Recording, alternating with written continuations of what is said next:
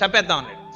రెండో వాడు అన్నాడు, బొత్తిగా చంపేయడం ఎందుకులే, కాళ్ళు చేతులు కట్టేద్దాం, అందున వెనక్కి విరిచి కట్టేద్దాం కాళ్ళు చేతులు కలిపి, అంగుళం కదలలేడు, ఏ పులో వచ్చి తినేస్తుంది, మనం ఎక్కడ చంపాము, పులి చంపేసి, గొడవ ఉండదన్నాడు. మూడో వాడు అన్నాడు, అలా ఎందుకు, బొత్తిగా పాపం ఆయన ధనం కూడా బుచ్చేసుకున్నాం కదా, వదిలేస్తే వచ్చిన నష్టం ఏమిటి, ఇప్పటికే అంత భయపడిపోయాడు, ఆయన ఏం చేస్తాడన్నాడు. అంటే ఆఖరికి మూడో ఆయన మాట నెగ్గదు, సత్వగుణం మాట ఎప్పుడూ నెగ్గదు అసలు. కాబట్టి ఎప్పుడో ఓసారి నెగ్గితే అదృష్టం, అప్పుడే గుళ్ళోకి వెళ్ళాడని గుర్తు. ఇంతలో రజోగుణం తమోగుణం సెల్ ఫోన్ రూపంలో వచ్చేస్తాయి, అది వేరే విషయం అనుకోండి. కాబట్టి ఇప్పుడు వీళ్ళు కాళ్ళు చేతులు వెనక్కి విరిచి కట్టేసి వెళ్ళిపోయారు. ముగ్గురు డబ్బు పనిచేసుకున్నారు, ఎవరి మానాన్ని వాళ్ళు వెళ్ళిపోతుంటే ఈ మూడో మాట చెప్పిన ఆయన మళ్ళీ వెనక్కి వచ్చాడు. అయ్యో పాపం బొత్తిగా నేను ఇలా కట్టేశామయ్యా, నీ డబ్బంతా పనిచేసుకున్నాం, ఏమనుకోకు, కట్లిప్పేస్తాను, వెళ్ళిపోయి ఇంటికి అన్నాడు. కట్లిప్పేసిన తర్వాత ఈయనకి కాళ్ళు చేతులు వణికిపోతున్నాయి, హడిలిపోయి ఉన్నాడు పాపం, వేటు పడిపోయిన ప్రాణం అంటారే అలా అయిపోయాడు. ఆయన అన్నాడు, నీకు దారి చూపిస్తాను అరణ్యంలో, ఆ రహదారి వరకు, అక్కడి నుంచి ఇంకెళ్ళిపో అని రహదారి దాకా